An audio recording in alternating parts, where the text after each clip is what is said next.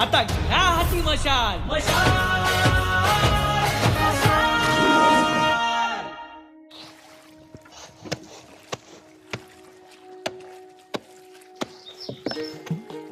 विमला काय करू ग या कपड्यांचं?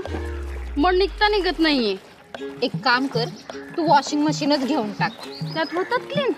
ह्यात सगळं साफ होतंय बघ, एकदम क्लीन चीटच. सगळे डाग साफ. 1000 कोटी ते 70,000 कोटींचे पण. म्हणजे हे भ्रष्टाचाराचं वॉशिंग मशीन आहे.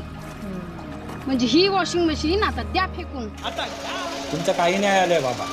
अहो आबा, असं बँकेत रोज रोज आले ना पैसे वाढणार थोडी. अरे 15 लाख येणार होतं, ते बघायला नको. चांगली शेतीबाडी आहे ना तुमची.